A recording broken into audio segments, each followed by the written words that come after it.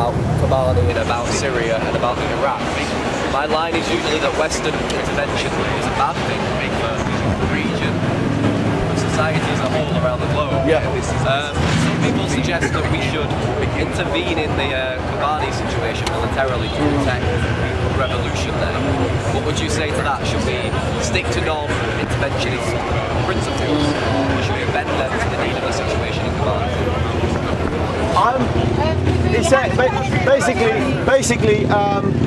He's been meeting a lot of people, mostly Kurds probably, who are for intervention in the Kobane situation, for example, who are calling for intervention from Western countries. And he was asking, are you for this? What should we do? Should we be at a non-interventionist line, or should we bend just to protect what's going on in Kobane?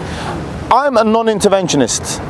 I trace the situation in the Middle East, obviously, to 2003 in the Iraq invasion, but even before that, you could go back to Sykes-Picot, you could go back, 100 years. So I'm a non-interventionist. Huh? Go back to the Crusades. You could, exactly. It depends, Same thing still happening. Yeah, if you want to, it depends on which portion of history you want to start it from to understand it. You could go back even further.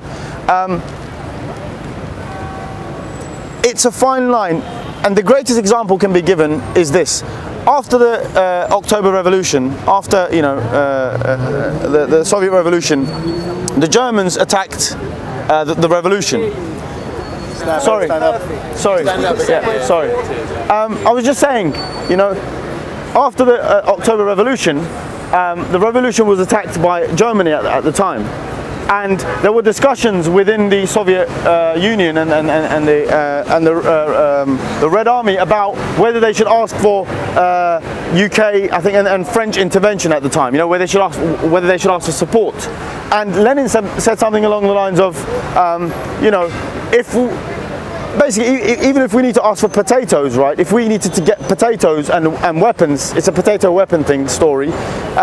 We need to protect the revolution, basically. So we need to do whatever we can to protect the revolution.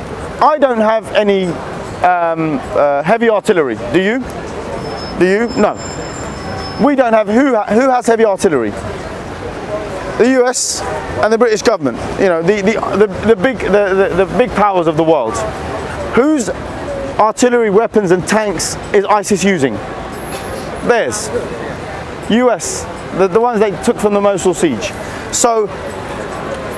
You can call it pragmatic, you can call it whatever you want, but a situation needs to be protected, because politics, especially in the Middle East, is never black and white. It's never along idealist lines. So I am for calling for arms, calling for the recognition, more important than anything, the recognition of the autonomous regions in Syria.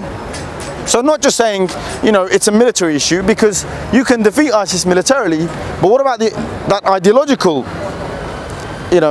movement? Because it is an ideological movement.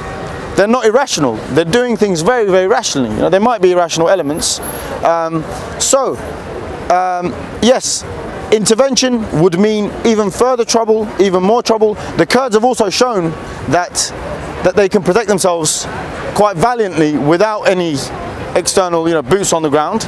I'm slightly worried that there are Kurds who do say that, because and a lot of the Kurds that do say that don't take history as a lesson. They also mostly are nationalist Kurds. If you say to that Kurd, the people who say that, are you a nationalist Kurd?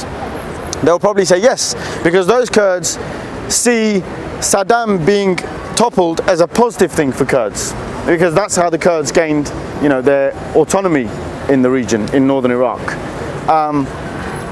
But the 1.5 million people that died afterwards, and the enmity between Shia and Sunni, the enmity between Arab and Kurd, will continue for 1,000 years. That was created there, because people don't, our memories, our collective memories don't forget these kind of things. So we're against that. We're against military intervention, because it would be essentially, especially in Kobane, it would be an intervention to topple the revolution there. Right. Do you genuinely believe that, like, ISIS or ISIL, whatever they're branded as this week, do you really think it's a real thing? Yes. A 100% real thing? Well, ISIS, so when Assad, the Syrian invasion began, there was a big power vacuum which they tried to fill with the Free Syrian Army. Yeah. The Free Syrian Army were formed of, you know, over 20, I think 27 or something organizations, armed organizations. Some of these were secular. Most of them were along the spectrum of Islam, from moderate to extremely fundamentalist, you know, jihadists. Now they didn't differentiate between helping any of these groups, because they thought in 6 months, in 3 months, we're going to topple Assad. It's going to be like, you know, Saddam in Iraq. We're going to go in there. It's going to be a free-for-all. Everyone was trying to get a piece of that pie. And ISIS were formed from that Free Syrian Army, one of the organizations, Al-Nusra, and they were supported and funded by the US, by the UK, by Saudi Arabia, by Qatar, by United Arab, and by Turkey especially. So, but do they have their own agenda? Yes, they do. Do they have their own ideology? It's Wahhabi Salafism. And this, you know, Wahhabi Salafism goes about 150 years into the past. So there's a strong current of that kind brand of Islam in the Middle East. They are carrying out, according to them, the what's the word? The mysteries, or the things that the Quran foretold, basically. Prophecies, yeah, the prophecies of the Quran. The Quran talks about those with the black flag. The Quran talks about ISIS, or what their branding, or how they've branded themselves. So the Quran talks about this, and he says after ISIS, the Prophet is going to return. The Mahdi, the Messiah, is going to return. So ISIS are carrying out this prophecy according to themselves. So they do have their own agenda, but a lot of international forces, a lot of international intelligence forces are currently embedded in ISIS. They have Saddam's old generals from the Ba'ath Party. They have Turkish intelligence officers.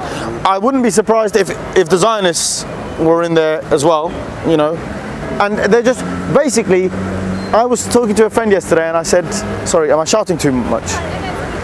And I said, if you had made a Hollywood film and said to the most craziest person in the world, create me some baddies, you know, create me some, you know, terrorists, they would not have in their wildest dreams created something like ISIS. These people are so out there, so surreal, that they beg, you know, well, this is it's unbelievable. Like me. But that's like why. That's exactly what. But look, in the 21st post modern world, these are the only kind of bandits, these are the only kind of baddies that we, and I think this is the kind of mentality of the times we live in. These are the only kinds of people who could set fear into us, you know what I mean, or outrage us this much, because the other more moderate Islamists don't outrage us anymore. We accept them to a certain degree, you know, or what they've been doing in Syria.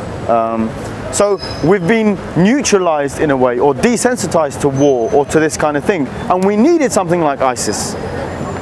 They wanted the region to be redesigned, and the only thing they could have used to redesign it, to push people out, would have been something like ISIS. That's why I think ISIS have been designed in this way. To say they need ISIS. I think they need ISIS because it serves their agenda very nicely. I wouldn't say no to that. Trying to get into there, like, for years. Last year it was Assad himself doing all the genocide.